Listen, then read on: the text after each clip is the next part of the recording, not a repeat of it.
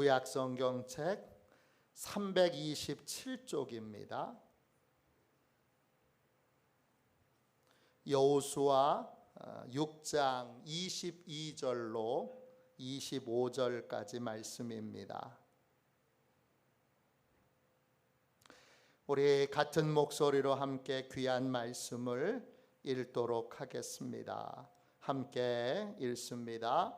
우리가 죄송해요. 22절입니다. 함께 읽겠습니다. 여호수아가 그 땅을 정탐한 두 사람에게 이르되 그 기생의 집에 들어가서 너희가 그 여인에게 맹세한 대로 그와 그에게 속한 모든 것을 이끌어내라 하매 정탐한 젊은이들이 들어가서 라합과 그의 부모와 그의 형제와 그에게 속한 모든 것을 이끌어내고 또 그의 친족도 다 이끌어내어 그들을 이스라엘의 진영 밖에 두고 무리가 그 성과 그 가운데 있는 모든 것을 불로 사르고 은금과 동철 기구는 여호와의 집 곳간에 두었더라. 여호수아가 기생 라합과 그의 아버지의 가족과 그에게 속한 모든 것을 살렸으므로 그가 오늘까지 이스라엘 중에 거주하였으니 이는 여호수아가 여리고를 정탐하려고 보낸 사자들을 숨겼음이었더라. 아멘. 주님의 말씀입니다. 약속을 지키는 삶, 약속을 지키는 삶, 이런 제목으로 같이 은혜를 나누겠습니다. 좌우 옆에 계신 분하고 이렇게 고백하겠습니다. 약속을 지키는 성도가 되겠습니다. 할렐루야.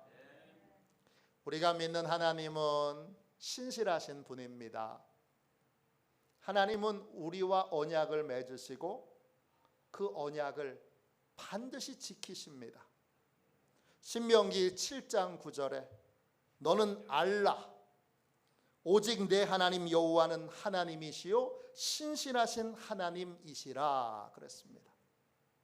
하나님은 신실하신 분이셔서 우리와의 약속을 반드시 지키십니다.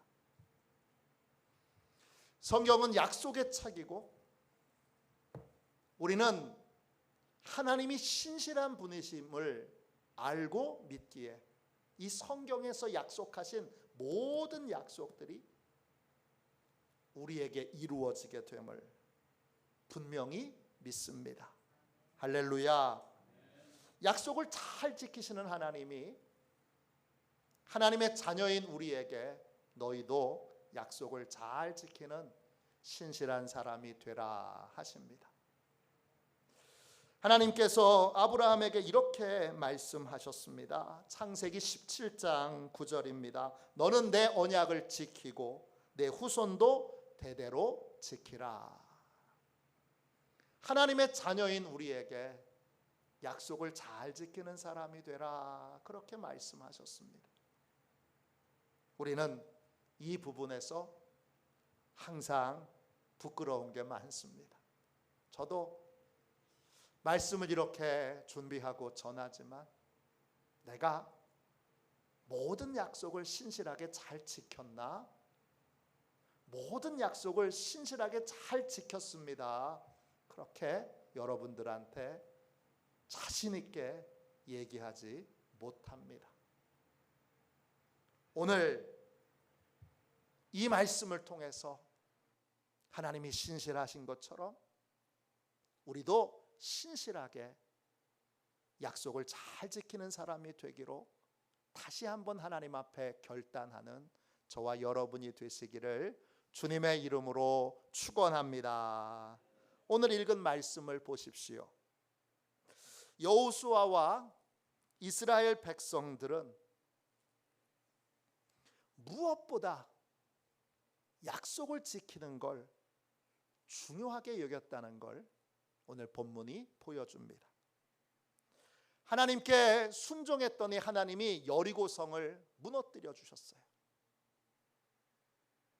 이제 성이 무너졌으니까 들어가서 하나님이 명령하신 대로 여리고성을 진멸시키면 돼요. 그런데 그 성에 들어가기 전에 여호수아가 이렇게 명령을 내립니다. 22절 보세요. 그 성을 들어가서 진멸시키기 전에 여호수아가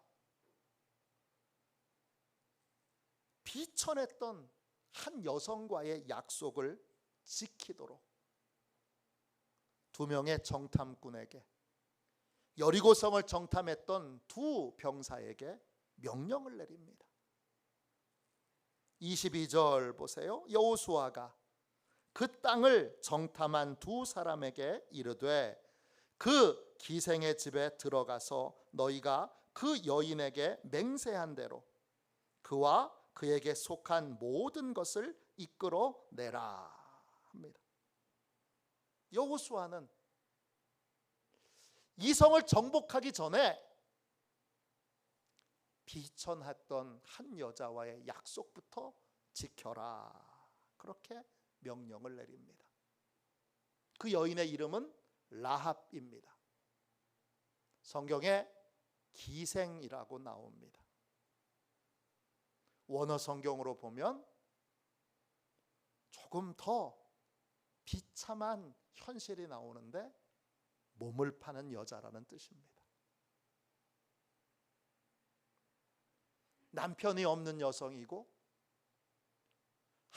아무도 지켜주거나 보호해주지 않는 여성입니다. 여관을 갖고 있기에 가난한 여성은 아닙니다. 그러나 신분이 낮은 여성인 것은 틀림없습니다.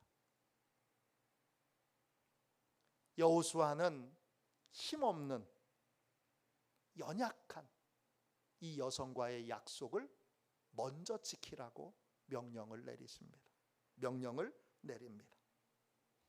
여러분은 약속을 잘 지키는 분입니까? 약속을 잘 지키는 사람인지 아닌지 우리 몇 가지 오늘 말씀을 통하여 우리 자신에게 질문을 던져봅시다. 첫 번째 질문은 이것입니다.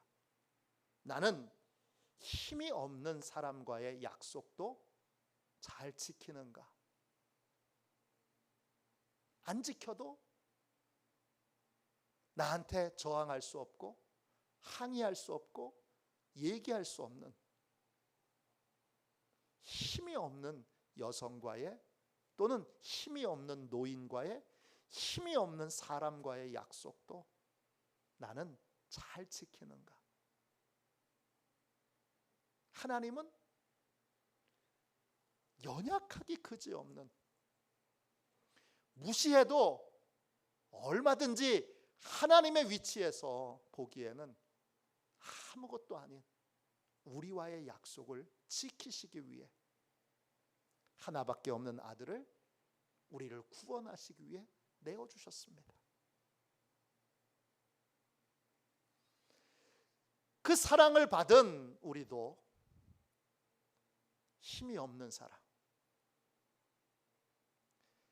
약속을 안 지켜도 저항할 수도 항의할 수도 없는 그런 사람과의 약속을 잘 지키고 있습니까?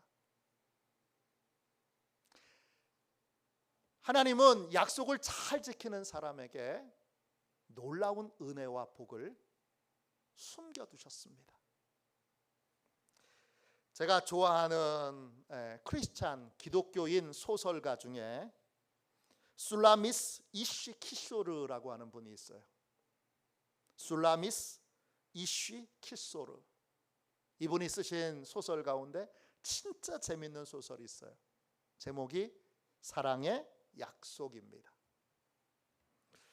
내용은 이런 거예요. 뉴욕의 센트럴역, 뉴욕에 있는 가장 중심되는 그 기차역에서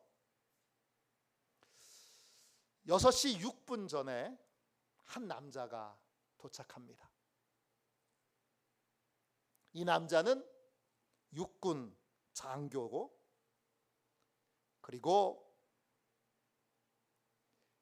전쟁에 참여했다가 휴가를 맞아서 이 센트럴역을 잠시 방문한 상태입니다. 이제 6분 후면 이 장교가 18개월 동안이나 편지를 주고받았던 여성을 만나게 됩니다. 이 장교는 플로리다 육군 훈련소에 가서 그 훈련소 안에 있는 도서관에 있는 책 가운데 인간의 굴레라고 하는 유명한 소설책 안에 한 여성이 아주 깨알 같은 글씨로 그 소설과 관련되어 있는 이야기들을 옆에다가 자기의 생각들을 적어 놓은 것을 읽고 이 여성이 누구인가 책을 대출해 간 사람들을 추적하여 그 여성이 누구인지를 알게 됩니다. 이름이 홀리스 메이넬입니다.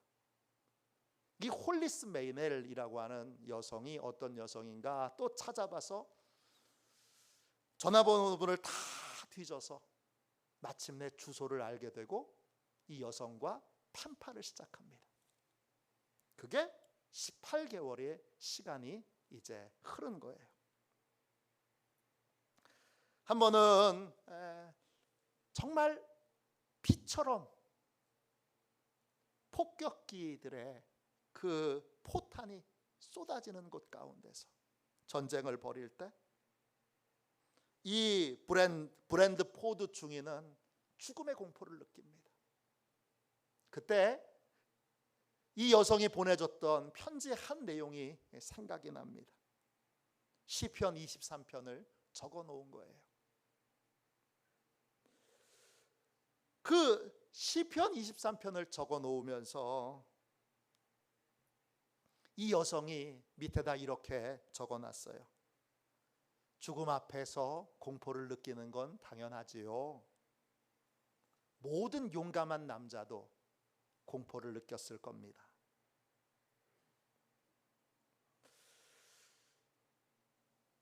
그런데 그때 용감한 사람들은 나와 함께 계신 주님을 바라봅니다. 장교님도 죽음의 공포가 느껴질 때 이렇게 고백해 보세요. 그래, 죽음의 그림자가 드리워진 계곡 속을 걸어갈지라도 나는 사악함을 두려워하지 않고 나는 악을 두려워하지 않고 그 길을 걸을 수 있어. 왜냐? 주님이 함께 하시기 때문이야. 비처럼 폭격기에서 포탄이 쏟아질 때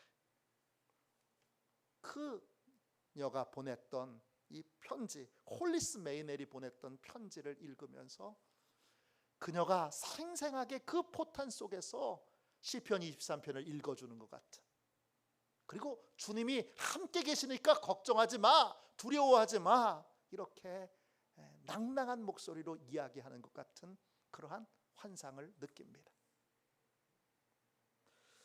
그래서 그 이후에도 계속 펜팔을 해서 드디어 이제 이 여성에게 한번 만나자고 하는 그러한 간절한 부탁을 하고 드디어 오늘 만나게 된 거예요. 여러 번 사진 좀 보내달라 그랬는데 이 여성이 말하는 거예요. 저에 대한 당신의 사랑의 감정이 제가 어떻게 생겼든지 상관없는 것이라면 저는 그건 참 사랑이라고 생각합니다. 그런데 제가 사진을 보내드렸는데 제가 너무나 예쁜 미인이었다면 당신은 제 외모에만 그때부터 관심을 갖게 될 거예요. 또 제가 아주 못생긴 사람이라면 그러면 당신은 더 이상 제가 쓴 글과 편지에 위로를 받지 못할 거예요. 제 사진을 보내달라고 하는 말은 하지 말고 뉴욕에 오시면 저를 만날 수 있을 거예요. 그래서 약속을 잡고 이제 6시에 뉴욕 센트럴역에서 만나기로 한 거예요. 1분 전이에요. 갑자기 앞에 너무나 예쁜, 너무나 매력적인 아가씨가 지나가는 거예요.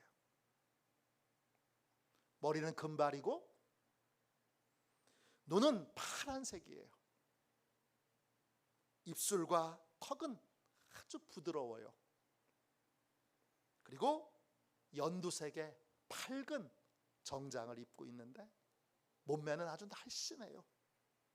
얼마나 예뻤는지 저절로 그 아가씨를 향해서 걸음이 옮겨졌어요. 그런데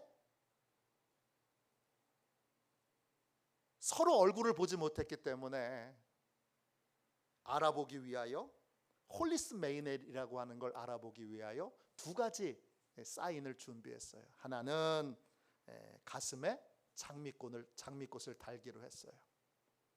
또 하나는 인간의 굴레라고 하는 책을 들고 있기로 했어요. 근데 이 여성은 그걸 들고 있지 않아요.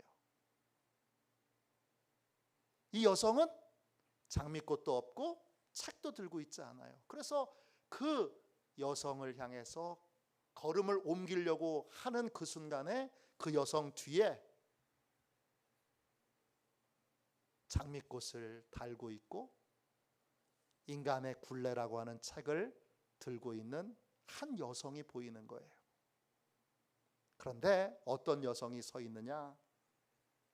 40은 충분히 넘은, 몸은 아주 뚱뚱한, 그리고 머리는 희끗희끗한, 그리고 모자를 눌러 쓰고 있는, 발목은 굵고 굽이 낮은 구두를 신고 있는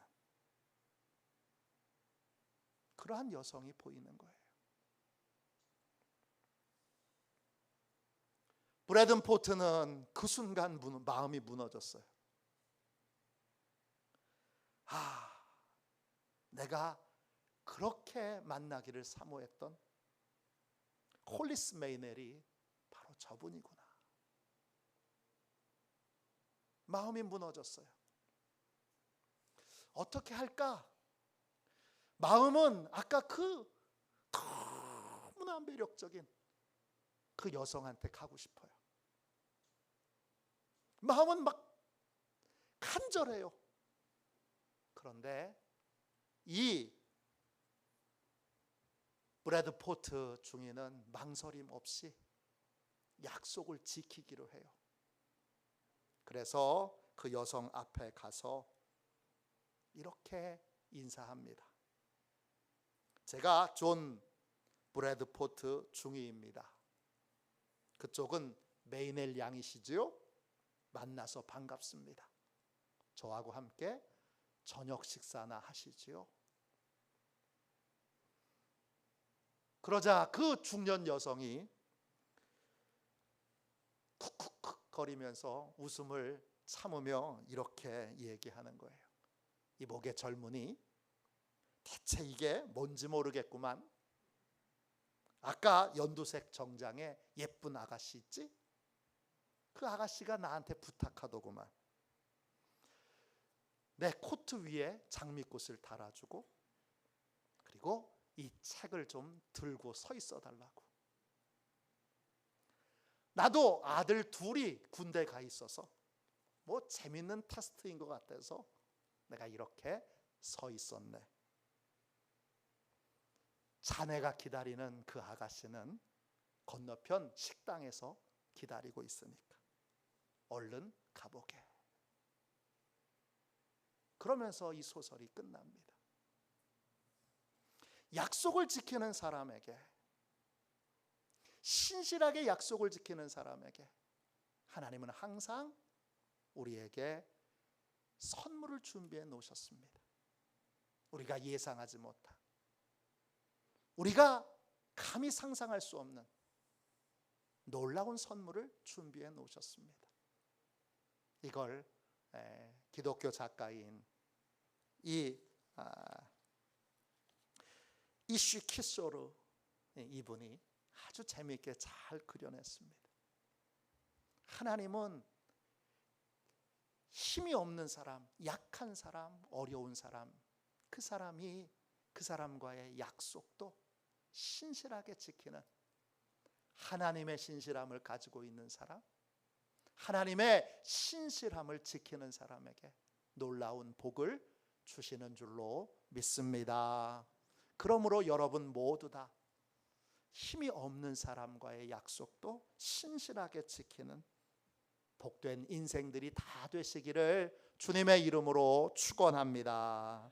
두 번째, 약속을 잘 지키는지 그렇지 않은지를 확인하는 질문은 23절 보세요. 23절입니다. 정탐한 젊은이들이 들어가서 라합과 그의 부모와 그의 형제와 그에게 속한 모든 것을 이끌어내고 또 그의 친족도 다 이끌어내어 그들을 이스라엘 진영 밖에 두고 그랬습니다. 두 번째 질문은 뭐죠? 약속을 온전히 지키십니까? 지금 라합의 부모와 그의 형제와 그에게 속한 모든 사람들을 다 이끌어내고 그의 친족도 다 이끌어내서 이스라엘 진영 밖에 둡니다. 많은 사람들이 상황과 여건을 핑계 삼아서 약속을 지키지 않거나 또는 부분적으로만 약속을 지키는 경우들이 많습니다.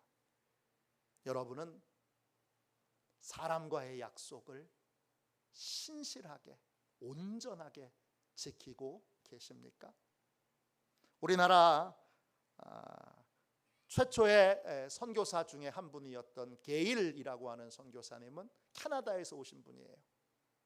근데 한국 땅에 와서 보니까 한국 사람들의 심성 가운데 약속을 잘 안 지키는 심령들이, 그런 어떤 습관들이, 태도들이 너무나 많았다는 거예요.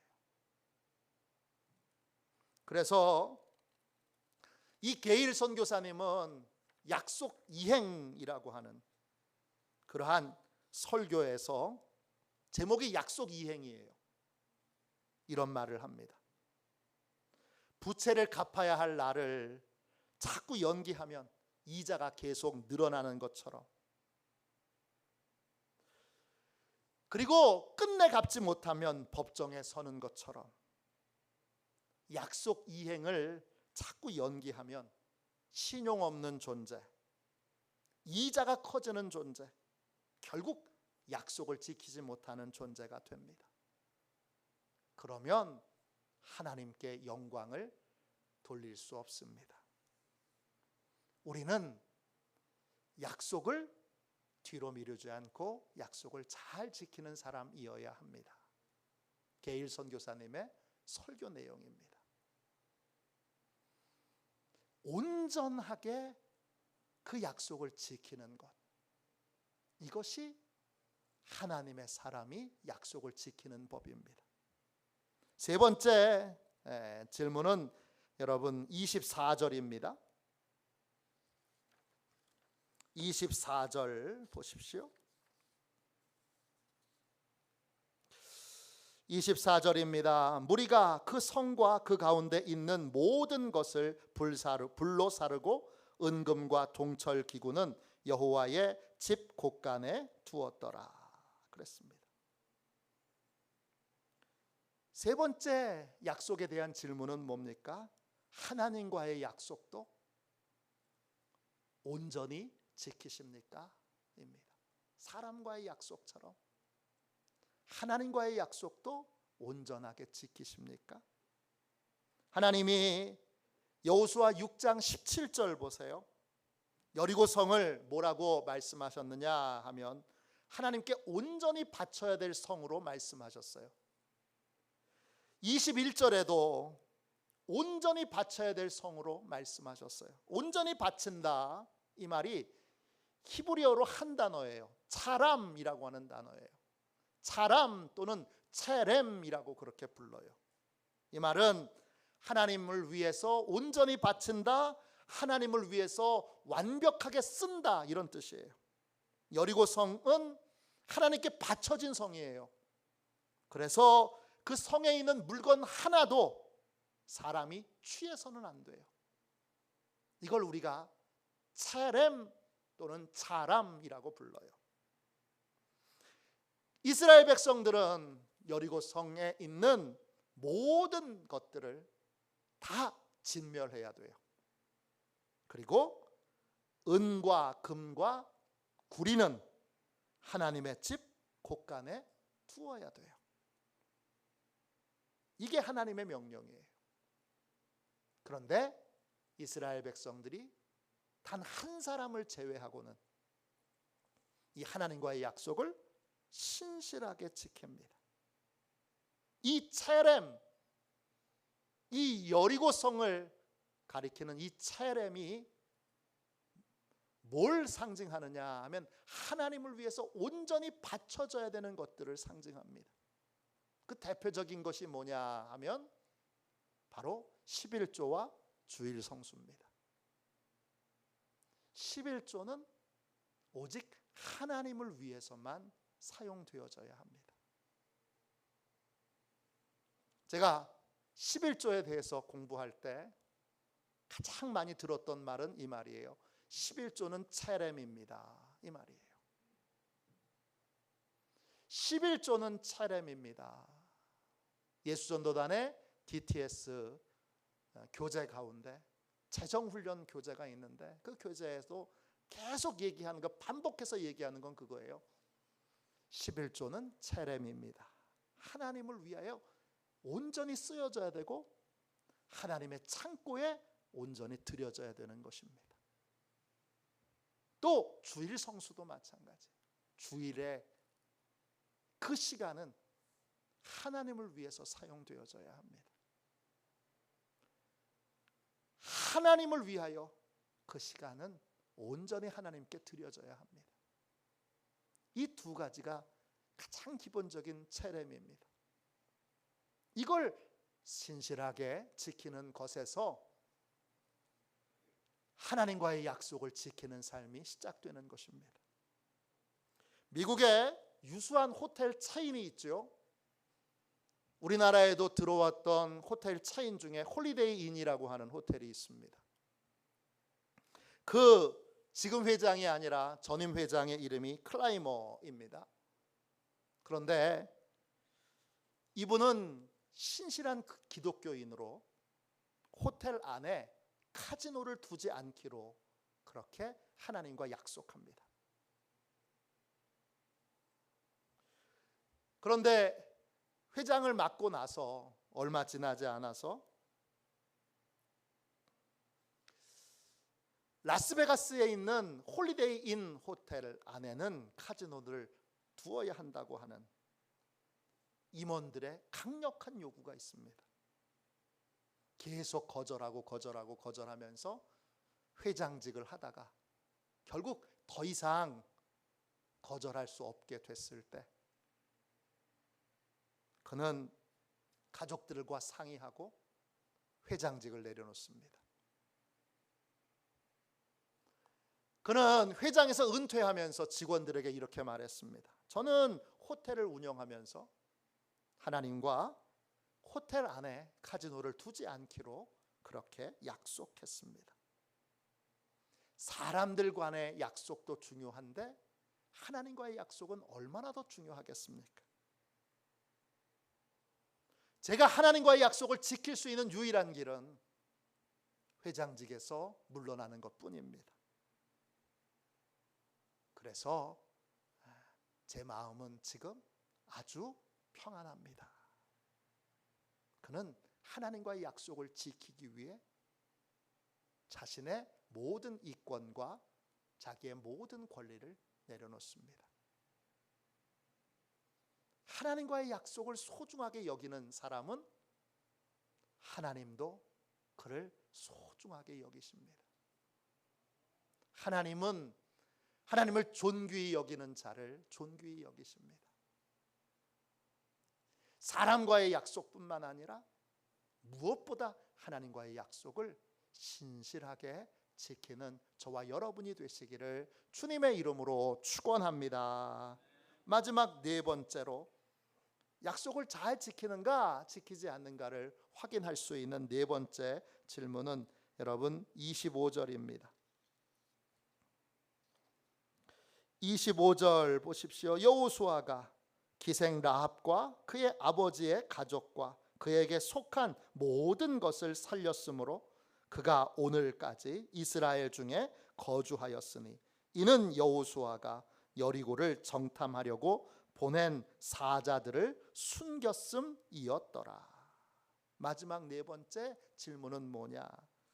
받은 은혜를 잊지 않고 갚는 삶을 살고 계십니까? 받은 은혜를 잊지 않고 기억하며 은혜를 갚는 삶을 살고 계십니까? 은혜를 입었다는 것, 은혜를 갚아야 하는 의무가 생겼다는 거고 그 의무를 잘 지키고 있느냐는 질문입니다. 오늘 여호수아와 정탐꾼들은 라합이 위험을 무릅쓰고 이 정탐꾼들을 잘 숨겨주었던 그 은혜를 잊지 않았습니다. 그래서 그 은혜를 이렇게 갚았습니다. 약속을 소중하게 여기는 사람은 받은 은혜를 소중하게 여깁니다. 제가 부목사로 섬겼던 금호제일교회 담임 목사님 장광영 감독님은 대학 신학교 다닐 때에 등록금이 한 학기 없었던 적이 있습니다. 그래서 학교를 그만둬야 되나 휴학을 해야 되나 그러면서 방황하고 있을 때 한 선교사님이 겨울에 장광영 목사님을 부릅니다. 신학생을 부르는 겁니다. 그리고는 따뜻한 우유를 타주면서 추운 겨울이에요. 고민이 있나? 그랬을 때 제가 학교를 이제 계속 다녀야 되는데 등록금이 없습니다. 그럴 때 그 선교사님이 한 학기 등록금을 대줍니다. 그 한 학기 등록금을 대주셨던 그 선교사님을 금호제일교회 30주년 행사를 할 때 그 선교사님 가족들을 다 초대하고 그 선교사님의 일대기를 담은 그러한 책을 출판해서 그때 입었던 은혜를 기억하며 감사하는 그런 아름다운 예배를 드린 적이 있습니다. 제가 부목사였을 때 그런 예배를 드렸습니다. 그때 저한테 묵직하게 왔던 그러한 정말 존경하는 마음과 훌륭한 목사님이시구나라고 느꼈던 것, 우리 담임 목사님은 작은 은혜를 잊지 않고 반드시 갚는 분이시구나. 제가 그걸 느끼고 얼마나 그때 담임 목사님을 존경했는지 모릅니다. 지금도 제 서재에 그 선교사님의 그 일대기를 다룬 그 장광영 목사님이 출판하신 책들이 서너 권 꽂혀 있습니다. 그거 볼 때마다 그때 기억이 납니다. 은혜를 잊지 않고 은혜를 갚는 목사님, 그분이 제가 부목사였을 때 담임 목사여서 얼마나 감사한지 모릅니다. 여러분은 은혜를 잊지 않고 은혜를 당연하게 여기지 않고 은혜를 갚는 삶을 살고 계십니까? 신실하신 하나님의 우리에게 신실하게 약속을 지키신 것처럼 우리도 신실하게 그 약속을 지키기를 원하십니다. 우리 모두 신실하게 약속을 잘 지키는 믿음의 사람으로 하나님 앞에 설 수 있도록 오늘 다시 한번 하나님, 저도 신실하신 하나님처럼 약속을 잘 지키신 하나님처럼 사람과의 약속도 하나님과의 약속도 은혜에 대한 것도 잘 지키고 갚을 수 있는 그러한 사람이 되게 해주세요. 이렇게 기도하는 저와 여러분이 되시기를 주님의 이름으로 축원합니다. 이 시간 우리 함께 찬송가 384장 우리 함께 찬양하고 우리 함께 통성으로 기도하겠습니다. 하나님, 우리가 약속을 잘